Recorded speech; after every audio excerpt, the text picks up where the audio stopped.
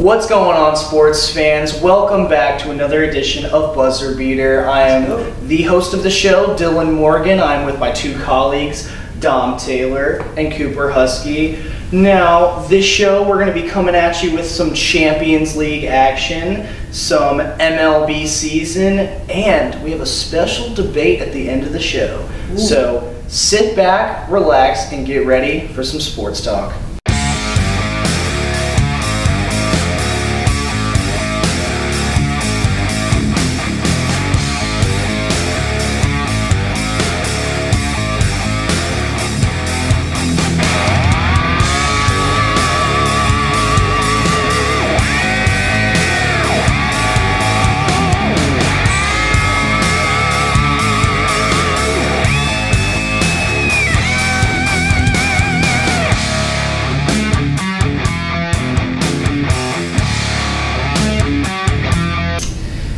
What's going on, guys? Live from the University of Alabama, as we said, this is Buzzer Beater, and we're going to come at you guys with some Champions League action. Right.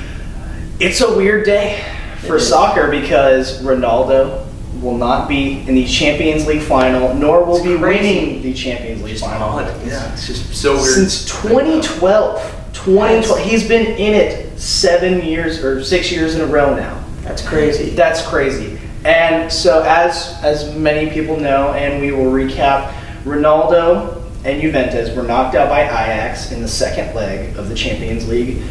That'd be quarterfinals on an aggregate score, 3-2. As we said, first time since 2012.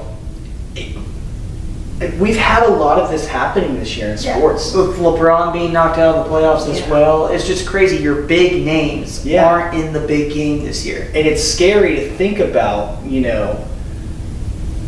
is this going to be the future of sports? To see these guys that we've grown up with, to see these mega monster giants of guys not be in it anymore? What are we thinking moving on for sports in general, man? Yeah. I think it's just a changing of the guard. I think the stars are lining up right now, and it's just going to be one of those time periods where you're going to see the next generational talents take their places in their respective sports. Because I'm sure like people like LeBron, they've got a few more years to go, but it just seems like people are going to kind of rise up, and it's just going to be the next wave. People like Tom Brady are ready to get out of the league. They are. Gronk is already retired. Right. So. Yeah. Pieces of it are kind of falling apart now. Yeah, it just seems like it's that time in sports. And it's scary because we could obviously probably talk to our parents about this. Like, what was it like when this guy? Because I know I can ask my dad. What was it like when Troy Aikman was like, all right, it's time for me to hang it up? Right. He'll probably start crying, as a Cowboys fan does. And, we all have our personal, changing the guard in Alabama that happens every 4 years or so. The Lightning, The Rays. I will be honest, I cried when Evan Longoria left the Rays for the Giants. I think everyone cried. In Tampa. That was just... Well, he had been the face of the franchise for 9 years, and then for him not only to just leave, but to be traded, it was kind of like what's going to happen to the Rays? What do we do? What do we do now? Now we end up having our first winning season in 5 years, but that's a different conversation for a different day. Exactly. But let's move on to the guys who will still be kicking around the ball on the pitch here in a couple days.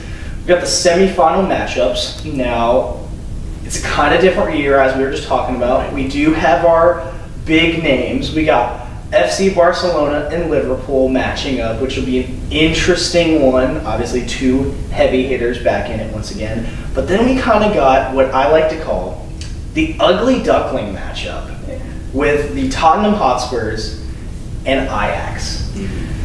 Two teams that don't make it this far very often, and I don't want to discredit anybody. As we talked about before the show, there's no such thing as a Cinderella story in the Champions League. If you make it this far, you made it for a reason. Because you have to go through so many hoops, and you have to beat so many world beaters that there's no such thing as a Cinderella story.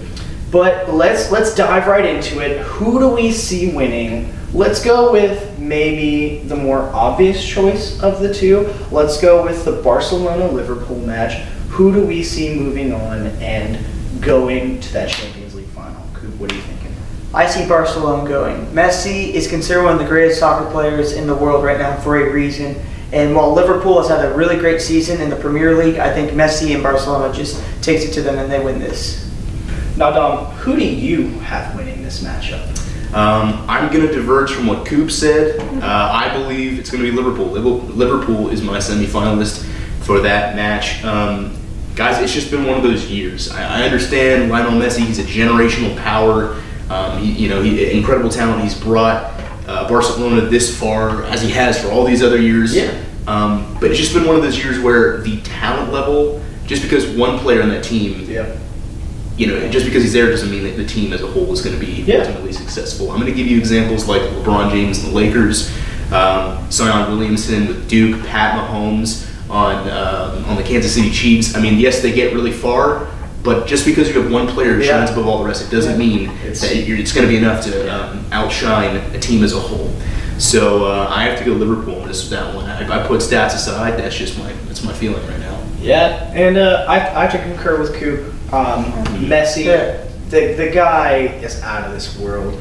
I mean, he is not only just, a lot of people compare him to Ronaldo, obviously, but Ronaldo has the God-given physical abilities. Messi taught himself everything, has come from the ground up, a great rags to riches story. Now the guy is leading pretty much the most well-known football club in all of the world right now. And I think he can get it done, and I think he'll pull it out to move on to the final. Now let's move on to, like we said, who they will face. Who they'll face in the ugly duckling matchup. Right. Tottenham, Ajax. Who do we got going in this one? I'm going to be honest, I have barely heard of these two teams heading into the Champions League. I feel like these are two smaller known clubs. So after doing just a little bit of research, I gotta go on the cooler name, and that's Ajax. Because you think it's Ajax, but no, they come back with you as like that J's and I, and so I gotta go Ajax solely for the name. What better reason is there, right? What better reason is there? This man. I'm gonna have to agree with you. Yes. Just because I believe that they're a little more of like a defensive team, and I know Tottenham, they've done better in kind of like goals, how many goals they've scored over this kind of stretch, the championship. But I just think that Ajax maybe a little bit more. Sounds like they kind of want it more. So that's just what they have a good story. I mean, they beat Ronaldo. They beat Juventus, who was favored heavily to win it all. They kind of have that, Warriors feel to them. They have that super team built now. But I gotta go with Tottenham. Their offensive firepower is off the charts right now. They got Harry Kane, Harry's son, Dele Alli. They got a bunch of guys who can put the ball in the back of the net, and I think at the end of the day, I'm more of an offensive guy. I like the offensive firepower. I think they'll get it done. Yeah. This one seems like a throw. I mean, it really just it comes down to, like you said, I think who wants it more. Exactly. I think who has that passion for the game and who's going to put it all out on the pitch. Now, who do we see winning it all, taking home that coveted Champions League trophy? I see Barcelona. With Ronaldo out of the picture, I see this is a prime path for Messi to go and take that championship.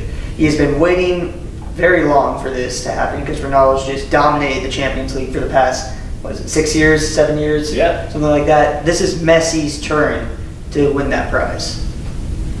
I got Liverpool. I mean, I just feel like, whoever wins that semifinal game, Liverpool-Barcelona, they're going to go ahead and handily defeat whoever wins the Ajax-Tottenham game. So I got Liverpool. That's my finalist. Once again, I'm going to have to go with you, Coop. I think Barcelona, Messi's year. It's Messi's time. Now let's move on to America's pastime. Let's do it. Let's move on to the MLB. Mm-hmm. Now we're just going to give a quick rundown of the MLB today, and we're going to start off with who's leading the pack right now in both sides. So in the National League, we've got the LA Dodgers, 14-8. They're coming off a heartbreaking loss in the World Series. They're trying to bounce back and put together another good season. And then in the AL. The AL. We have the No one saw it coming. Tampa Bay Rays. The Tampa 14 Bay and Rays. 6. 14 and 6. That's great. That's great. That's a long season. We'll see how it pans out, but it's a great start. Great start. And so now let's move on to who do we have individually standing out for you guys so far this season. Start off with you, Coop. I'm going to go with Austin Meadows, outfielder for the Tampa Bay Rays. This dude is just having an incredible season. He was one of MLB's players to watch last week. He's hitting .357, has 6 home runs, 17 RBIs. He's just going off the wall right now in Tropicana in St. Petersburg. Awesome. got I got Jake Arrieta, right-handed pitcher from the Phillies. It's early, but he's really standing out right now. I know we're only about like 20 games into the season. Coming from Chicago last year, it was surprisingly a smooth transition from him, from going from there to Philadelphia. And Phillies are doing surprisingly well right now. I mean, as a pitcher right now, he's 3-1. He's got a 2.25 ERA. It's a very solid performance for him. Yeah, especially early in the season. It's hard moving on to that new team, especially with that new team having Bryce Harper, Andrew McCutchen. You're not going to be the star, but he's making a name for himself right now. I'm going to have to go with the kid out of LA playing for Milwaukee, Christian Yelich, dude. That guy, he is knocking the leather off the ball right now. He is hitting .350. He's got 11 home runs, which leads all of baseball right now. 29 RBIs to go with it. This man, right fielder, is just going crazy right now, and I think he's going to have another big year as he surprised everyone last year, and I think he's going to put together a solid season. But it's time to move on. Something a little more waiting for this. special for this show. A little more. We're going to turn on to the serious really quick. Sort of, kind of, a little bit. You guys. Just a little bit. Just a little bit. We'll still have some fun though. Now, Webster's definition of a trophy is anything taken in war, hunting, competition, etc., especially when preserved as a memento. And it's kind of an old debate. It's not really, because there's a lot of new things out there as well. Now, trophies in sports, obviously the biggest thing you can get. It's the hardware. You take it home, you sleep with it, you have fun. You do keg stands off of it. I mean, shout out to Ovechkin. Shout out to Ovi, man. Now let's have this debate really quick, or not really quick. Let's take some time on this. What is the best trophy in all of sports, guys? I mean, there are so many out there, but I feel like there has to be one or two or even three that really stand out and really solidify themselves as the best thing you could ever get if you play a sport. So what are we thinking? All right, so I'm going to go with a top 3, and we'll go 3, 2, 1 in order. My third one was just handed out last week. It's the green jacket from the Masters. Now, I bet some of you are going, "Oh, Cooper, that's not a trophy. It's a piece of clothing." To where I go, if you see a golfer wearing the green jacket, you know what they just won. Yeah. You know. It's so iconic. It is the prize in golfing to win the green jacket in Augusta, Georgia. Like, that is what you strive to do. And Tiger just won his 6th. Am I correct? Fifth. He just won his 5th last week. Yep. And it is one of the best prizes in golf and one of my favorite prizes in sports. My second trophy is the Heisman Trophy. It is the most iconic prize in college football. Some of the best players win that trophy, and you know the pose right away. And so many players strike that pose after scoring a touchdown. The clip that comes to mind is Desmond Howard striking that pose after he scores a touchdown against Ohio State. And just the best players have won that trophy. From Alabama, you have Mark Ingram, Derrick Henry. You've got Tim Tebow, Sam Bradford. Some of the best guys in college football have won that trophy. And that's why it's number 2 on my list. Now, the big kahuna on my list, the number 1 trophy. The big kahuna. And I use big because it is one of the biggest trophies in sports, is the Stanley Cup. Weighing at 35 pounds, to me, that is the most iconic trophy in sports. It was first handed out in 1892 when the governor in Canada was like, these hockey players need something to compete for. So he commissioned a cup to be made and handed it out. And it's been handed out in the NHL since 1914. And has only been not given out twice. And one of those times was because 9 people died in the Stanley Cup Finals. They decided, we need to stop this. Wow. The other time was because of a lockout 15 years ago, something like that. You tell me which one is. You tell me which one is tougher. But there's so many stories. Ovi using the Stanley Cup as a keg stand. Yeah. One guy threw the Stanley Cup into his pool and it suctioned to the bottom of the pool to where he had to drain his pool to get it out. There are just so many stories with the Stanley Cup, and that is why it is number 1 on my list as the most iconic trophy in sports history. All right. Now, what do you? I'm going to actually defer to you. Oh, you want me to go first? Yeah, Okay, I'd like Dom to wants save to go this for third. last. Yeah, Dom has a little bit different of a take on this. A specialty. It's a special take. Yeah. For me, my third has to be the NBA MVP trophy. Maybe not because of its iconicness, but maybe because of who has won that trophy. Obviously, names like Michael Jordan, LeBron James, Steph Curry, James Harden. The list goes on and on and on and on. And, you know, it's a cool thing. I like the pose on it. It's got the guy dribbling. It's a really cool looking trophy. It's reminiscent of the Heisman a little bit. I think it's made the same way. I think so. You know, it's finished the same way. It looks good. But that'll be my third. Now moving on to the second. It's the most expensive trophy in all of sports. It is the FIFA World Cup trophy. Nice. It is literally made out of solid gold. It's not just gold plated or no. It is made out of solid gold. It weighs a lot. I don't know the exact weight of it, but I think it might even compare to your Stanley Cup trophy. Yeah. Even though it's only about this big. That big. I like that one because also it's the only trophy where you can call yourself a world champion. Which in American sports, I know we like to say, okay, this team's a world champ, this team's a world champ. But if you think about it, you're not a world champ. You're an American champ.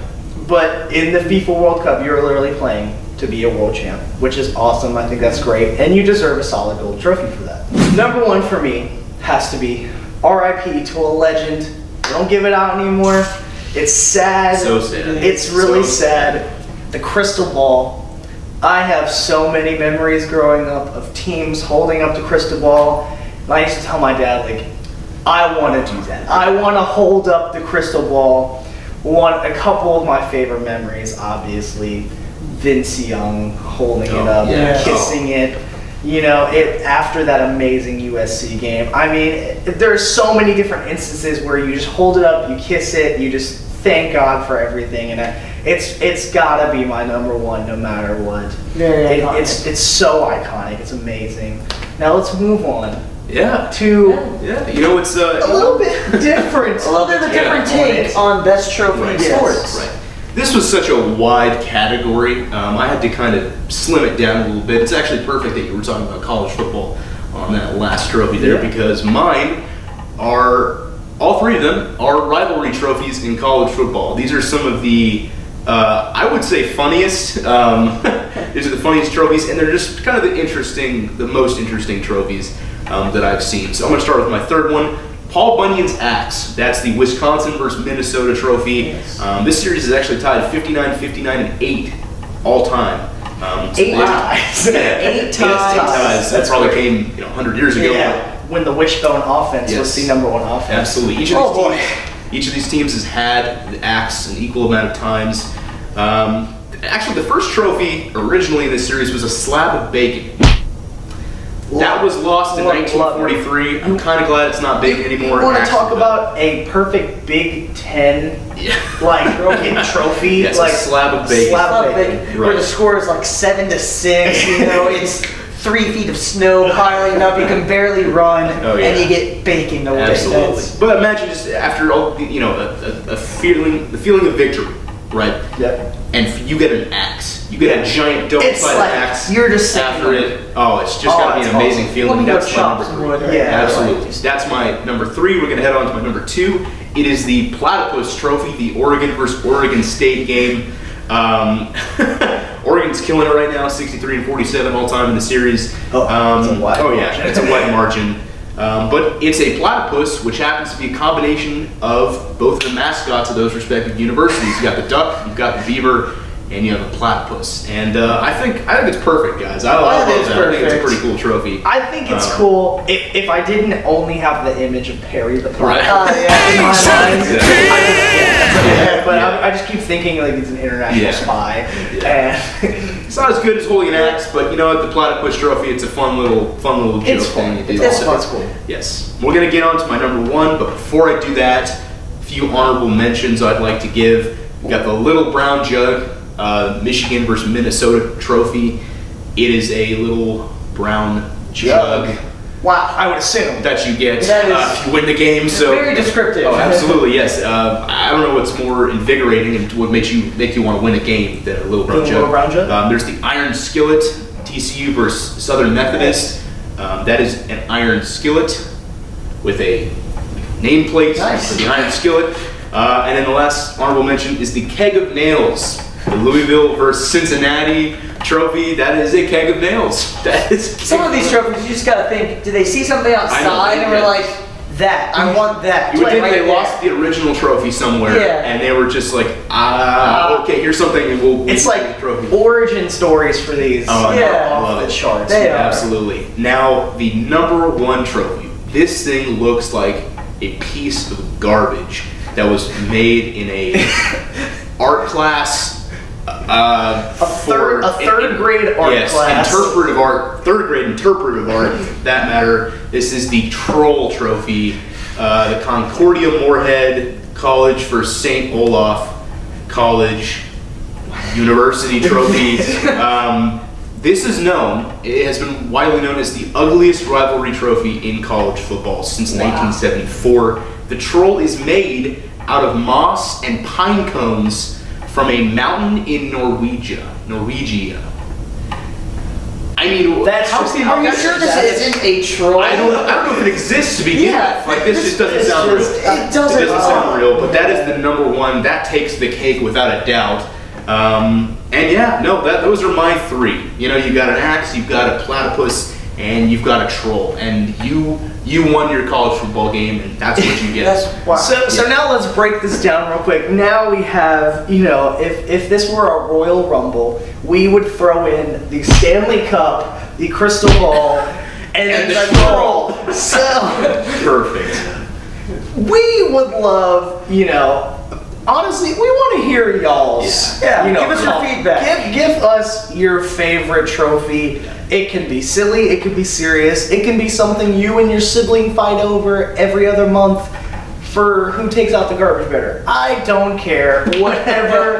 Whatever you guys want to say, awesome. And I still think, I'm sorry, the Crystal Ball beats both of you. The Stanley Oh, Cup. I mean, that iconic pose of holding it like this above your head is just At what cost? It's unbeatable. though? Everybody that holds that up has no teeth. true. That's the cost of getting that trophy. But Oh, well, this is that's- a playoff that that's takes low, place that's a over. low, my friend. That's low. Well, in Yeah. his defense, everybody that holds up the crystal ball has CTE. That's yeah, true. So That's also true. there's a lot of things. Because like the playoffs for the Stanley Cup takes 2.5 months to get there, to even get to the game to win that. It's one of the hardest trophies to win in the first place. To even get to what was the To the crystal series. ball, to the BCS, Now hold on. you had to trick a computer. You did it. You had to trick me. Your trophies, yours is made out of crystal, crystal. gold, sterling silver, whatever the Stanley Cup is made out of.